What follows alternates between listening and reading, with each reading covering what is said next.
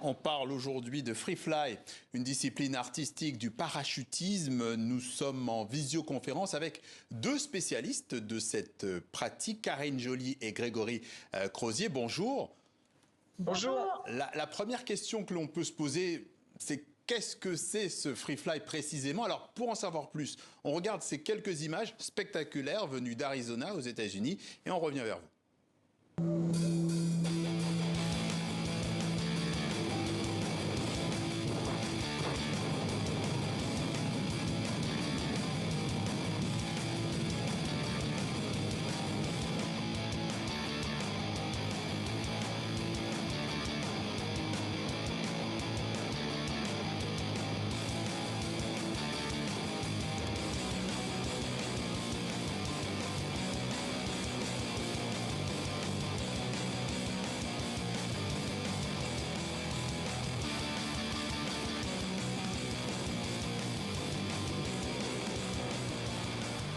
Alors, selon l'angle, on comprend que vous êtes dans les airs, que vous êtes en train de tomber. Vous étiez 42 pour ce saut de nuit haut en lumière, une figure imposée, c'est un record. D'abord, qu'est-ce que ça fait comme sensation quand on fait ce genre de saut ? Alors nous c'est notre passion, c'est notre métier, donc on y est habitué. Mais là, ce qui était dingue en l'occurrence, c'est que on s'est tous donné rendez-vous en Arizona, un groupe sélectionné de gens ultra compétents, des gens qui avaient déjà plusieurs records du monde à leur actif. Et le but, voilà, c'était pas pour une fois de battre un record, mais bien d'établir. C'était une grande première mondiale, d'établir un record du monde de vol en grande formation de nuit. Alors, il faut combien d'heures d'entraînement? Parce que vous les connaissiez pas tous quand même. Alors en fait, on se connaissait tous puisqu'on a déjà fait plusieurs records du monde ensemble, 2 jours normalement. Et puis cette fois-ci, on était vraiment sélectionnés pour pouvoir participer à celui-ci qui était vraiment particulier. Donc particulier parce que c'était de nuit, hein, c'est ça aussi. Tout à fait, avec pyrotechnique qui augmente un petit peu les risques et puis du coup des précautions supplémentaires à prendre.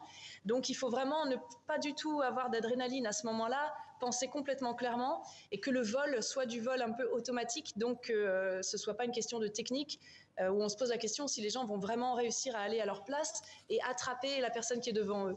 Ouais. Et quand vous descendez comme ça, c'est à quelle vitesse?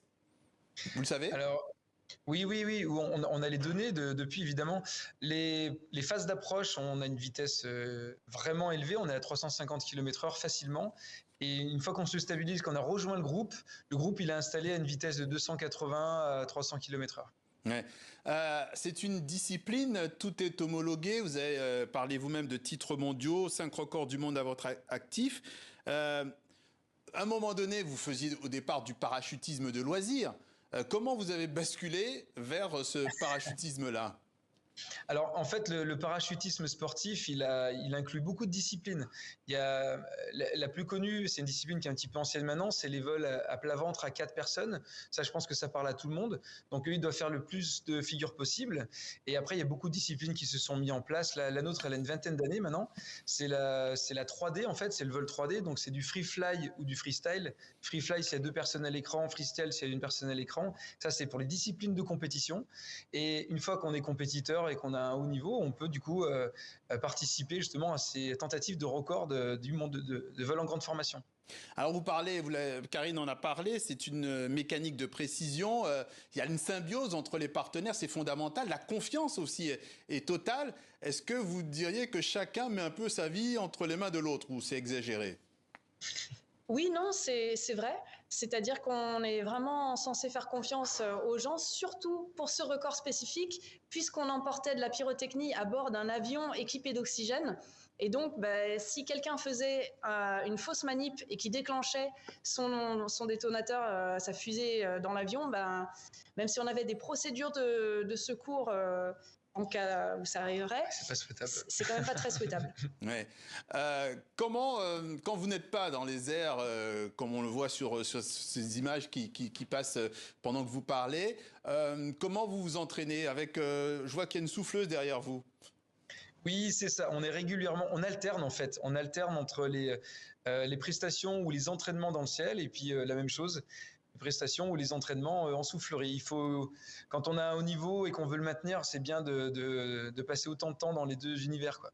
Donc nous, on s'entraîne beaucoup dans les souffleries, notamment celle-ci, là, on est à Aix-Marseille en ce moment, à iFly. Et c'est très pratique pour nous puisqu'on peut vraiment booster sa technique de vol personnel. Et tout devient un petit peu plus facile quand on essaye des figures en l'air comme vous le montrez à l'écran. Ah, c'est plus facile quand vous êtes dans la réalité concrète? Oui, parce que alors il y a pas mal de gens encore qui pensent, parce que le terme est encore utilisé malheureusement, que c'est un simulateur de chute libre.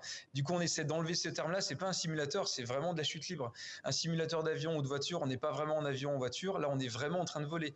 Donc effectivement, on a les mêmes repères, les mêmes sensations. En plus, on n'a pas la gêne du parachute dans le dos. On n'a pas besoin d'ouvrir son parachute en fin de saut.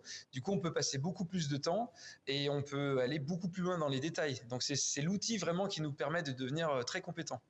Toute dernière question, on n'a plus beaucoup de temps. Quel est votre prochain défi? On en a pas mal, duquel on parle. Alors, on a un défi français. On va essayer d'établir un nouveau record de grande formation, tous assis, dans la position assise. On va tous se tenir la main. Ce sera cet été, au mois d'août, à Nancy. Oui. Et puis, dans la foulée... record France, tentative de record de France. Voilà, et dans la foulée, en novembre, oui, on va repartir pour une tentative de record mondial, cette fois-ci. Oui, merci. Assis toujours, tous ensemble en Arizona. Voilà, ben très très bien. On voit que vous êtes, en tout cas, vous êtes coordonnés, vous répondez chacun à votre tour, c'est superbe. Merci Karine Joly, merci Grégory Crozier d'être passé par le journal de TV5 Monde.